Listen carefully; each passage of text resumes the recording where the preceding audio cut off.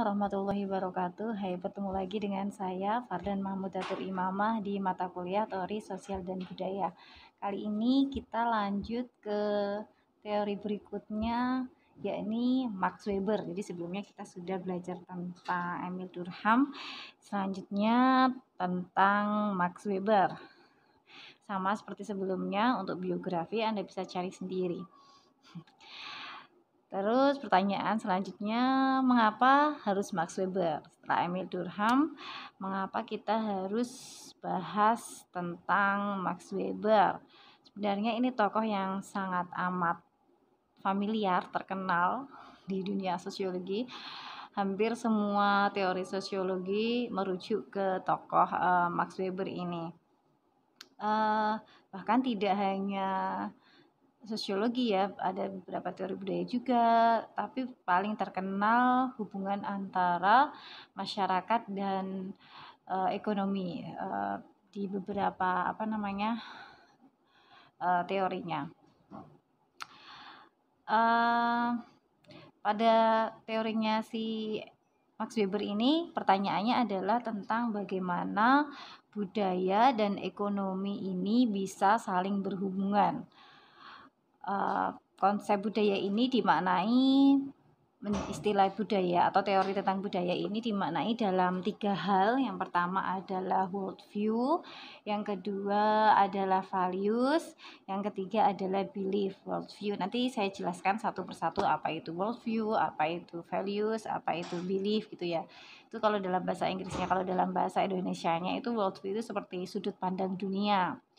Kemudian values itu nilai-nilai, kan sering sekali ya kita diskusi tentang nilai-nilai masyarakat Jawa, nilai-nilai masyarakat Islam dan lain sebagainya. Kemudian belief itu keyakinan ya, agama mungkin salah satunya. Oke, masuk ke worldview. Apa sih yang dimaksud dengan worldview itu? Worldview diartikan sebagai sudut pandang ke dunia. Jadi gimana sih seseorang memahami orang atau entitas lain di luar dirinya. Bagaimana kamu memahami orang asing atau mereka yang mungkin bukan dari latar belakang yang sama denganmu, baik suku maupun agama, maupun tempat tinggal, maupun warga negara dan lain sebagainya. Tapi sudut pandang ini tidak hanya terkait tentang manusia loh, bisa saja entitas lain itu kan tidak hanya manusia ya, bisa saja dengan hewan, bisa saja dengan makhluk hidup lain, pohon, atau bisa saja juga dengan tanaman, sungai, gunung, dan lain sebagainya gitu. Misalnya kamu berkeyakinan, misalnya kamu memahami bahwa kamu melihat pohon, bagaimana cara kamu memandang hubungan dirimu dengan si pohon ini. Manusia dengan pohon itu kayak gimana ya gitu kan, macam-macam. Nah, setiap orang punya worldview masing-masing. Misalnya kalau kamu tadi dengan pohon, kamu memandang pohon, oh pohon ya pohon aja, benda hidup sih, tapi nggak punya pikiran, nggak punya perasaan, apalagi nggak mungkin lah kalau dia punya kehendak, misalnya kayak gitu. Toh pohon kalau diapa-apain juga akan diem aja gitu. Nah, kayak gini, pendapat kayak gini mungkin biasa ya, tapi mungkin juga bisa berbeda jika kamu tanya ke orang Amatoa, suku Amatoa di Sulawesi Selatan. Kalau mereka ditanya bagaimana mereka memahami pohon atau bagaimana memahami hutan di sekeliling mereka atau di wilayah hutan yang mereka miliki, maka mereka punya sudut pandang yang berbeda. Misalnya kayak, oh bagi mereka pohon itu ada pohon biasa, ada pohon yang kalau hidup di hutan suci maka dia sakral, jadi dia tidak boleh diperlakukan sama dengan pohon yang lain gitu. Jadi bagi mereka pohon itu tidak hanya sesuatu yang mati, bagi mereka pohon itu juga sama seperti manusia. Mereka adalah person, mereka punya kehendak, atau mereka juga punya dalam tanda kutip perasaan dan lain sebagainya. Nah, setiap orang punya worldview yang berbeda-beda. Bahkan cara pandang tentang pohon itu akan membedakan setiap tindakan kita terhadap pohon tersebut. Jadi misalnya Kalau kamu menganggap bahwa pohon itu ya biasa saja, maka ketika kamu memotongnya ya kamu tidak punya perasaan bersalah atau perasaan berdosa gitu ya. Akhirnya misalnya mau motong 10 pohon untuk dijual dan jadi uang, it's okay, nggak sampai pikir panjang gitu. Beda ketika kamu merasa bahwa oh pohon itu juga makhluk ciptaan Tuhan, dia juga bertasbih dan lain sebagainya gitu ya, atau dia juga akan keberadaannya juga akan mempengaruhi keberadaan manusia. Maka ketika kamu memohon satu pohon, kamu punya perasaan bersalah, kemudian kamu harus menanam satu pohon yang lain untuk menyiapkan generasi berikutnya dan lain sebagainya. Perlakuan Anda terhadap si pohon ini menunjukkan sudut pandang Anda terhadap dunia. Nah, dunia ini kan tidak hanya manusia tadi ya, tapi yang lian. Yang lian itu macam-macam gitu. Nah, cara Anda memperlakukan pohon inilah bahkan bisa menjadi alasan bagaimana cara Anda mendapatkan profit atau mendapatkan keuntungan dari penjualan pohon misalnya. Nah, ini sangat mempengaruhi worldview ini sangat mempengaruhi tindakan ekonomi manusia gitu. Salah satunya menurut Max Weber. Kedua, values. Nah, atau nilai-nilai kehidupan kalau dalam bahasa Indonesia diterjemahin ya. Misalnya ya kan macam-macam ya, misalnya kayak di orang Jawa ini ada memayu hayuning bawono gitu-gitu kan, bahwa orang Jawa itu harus berusaha untuk mensejahterakan dunia, memakmurkan bumi dan lain sebagainya. Maka orang Jawa itu falsafahnya dengan nilai-nilai tersebut mereka sangat berdedikasi, bahkan ketika menanam padi dan lain atau guyub rukun dengan tetangga teparonya, bergotong royong gitu ya. Nah, itu nilai-nilai ya. Sama juga misalnya kayak orang Jepang punya nilai-nilai budaya namanya Shitsuke, di mana mereka sangat menekankan pada kedisiplinan dan komitmen terhadap apa yang mereka yakini dan perjuangan. Orang Jepang itu kan terkenal banget sama disiplin ya, dari cara ngantri, dari cara mereka bangun tidur, jadi cara sampai bekerja dan kembali istirahat, kemudian penuh dengan komitmen dan disiplin gitu.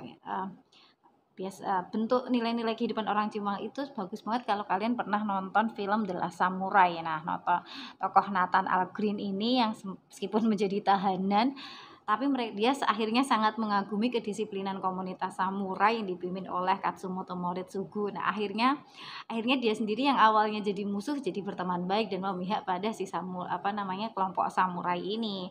Dari latihan pedang, panah, nanam padi hingga kehidupan sehari-hari. Kayak gitu. Kalian pernah nonton nggak The Last Samurai itu? Kalau pernah mungkin bisa ya memahami bagaimana disiplinnya orang Jepang.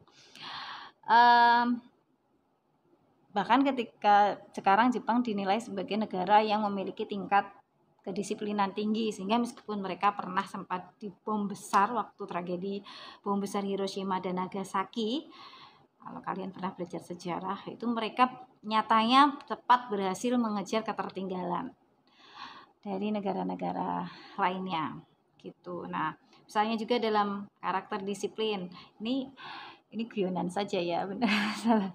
Jadi misalnya kalau di Jepang gitu disiplin terus, misalnya karakter disiplin sebagai nilai-nilai kehidupan sangat mempengaruhi bagaimana Anda bersikap mengambil kebijakan terkait ekonomi. Nah, kalau Jepang tadi disiplin, jadi dia bekerja keras, maka dia menjadi sukses gitu kan. Kalau dia punya tujuan, dia berusaha untuk mendapatkan tujuan tersebut. Nah, bagaimana kalau misalnya filsafat Jawa alon-alon asal kelakon atau itu mungkin itu konteksnya berbeda ya. Apakah alon-alon asal kelakon itu juga termasuk dalam konteks perekonomian? Mungkin bisa saja, kenapa tidak? Yang penting mendapatkan profit sedikit demi sedikit, tapi dilakukan secara terus menerus, nanti kan lama-lama menjadi bukit kayak kita ya, ada sedikit demi sedikit lama-lama jadi bukit. Nah, itu namanya values. Kemudian ada belief kalau diterjemahkan dalam bahasa Indonesia mungkin artinya kepercayaan ya, tapi maksudnya tidak hanya kepercayaan. Kalau dalam konteks Anda mungkin artinya ada agama macam-macam, bisa agama juga, bisa kalau dalam bahasanya mungkin kepercayaan dalam konteks kosakata Undang-Undang Dasar 1945.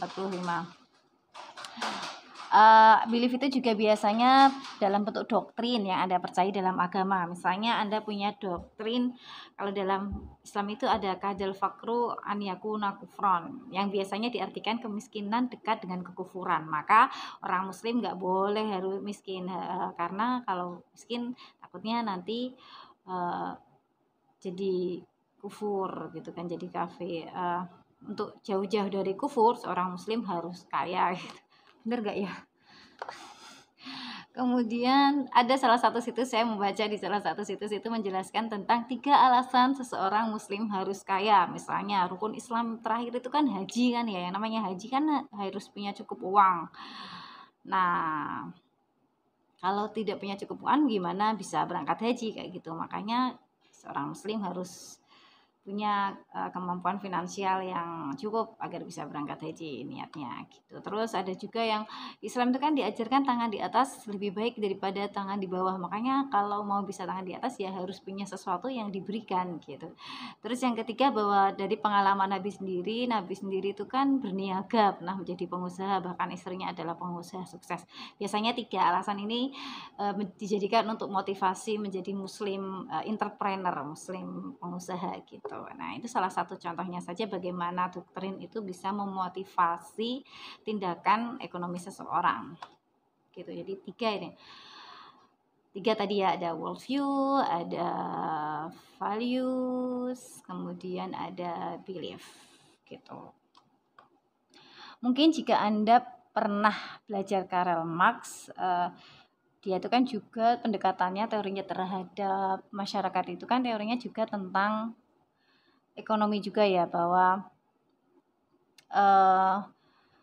yang seringkali fokus Karl Marx itu seringkali fokus kritiknya terhadap kapitalisme atau ketidakadilan, kesetaraan, di mana seakan-akan budaya atau agama itu hanya dijadikan sebagai alat yang pasif menghadapi persoalan tersebut. Mungkin kalian pernah mendengar teori tentang agama adalah candu, seakan-akan agama itu digunakan untuk agar orang tidak berpikir rasional dalam tindakan perekonomiannya gitu.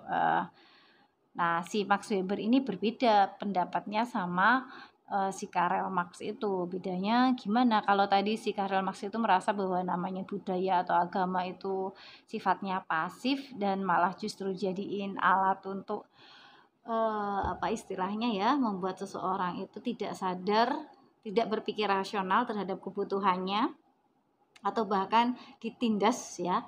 Nah, si Max Weber sebaliknya karena dua-duanya sebenarnya ngomongin kapitalisme, baik Karl Marx maupun Max Weber itu dua-duanya ngomongin kapitalisme. Kalau si Karl Marx itu mengkritik kapitalisme yang merupakan bentuk hierarki yang menindas buruh, sedangkan si Max Weber dan agama pun hanya tidak memberikan peran yang signifikan dalam proses kapitalisme tersebut. Nah, berbeda banget sama si Max Weber ini yang berpendapat justru agama dan budaya itu memiliki peran penting pada saat proses kapitalisme di awal-awal tumbuhnya kapitalisme itu. Bahkan mungkin juga sekarang masih ada ya gitu. Nah, dalam bahasanya itu secular capitalism has religious and cultural origins. Jadi yang kapitalisme sekular dalam tanda kutip sekarang itu sebenarnya pada dulunya itu juga perkembangannya itu juga dipengaruhi motif-motif keagamaan sehingga kapitalisme itu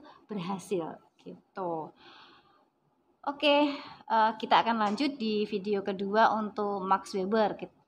Tadi kita belajar 3 konsep itu dulu. Selanjutnya kita akan belajar tentang Protestan Ethics dan kapitalisme dari Max Weber. Terima kasih. Assalamualaikum warahmatullahi wabarakatuh.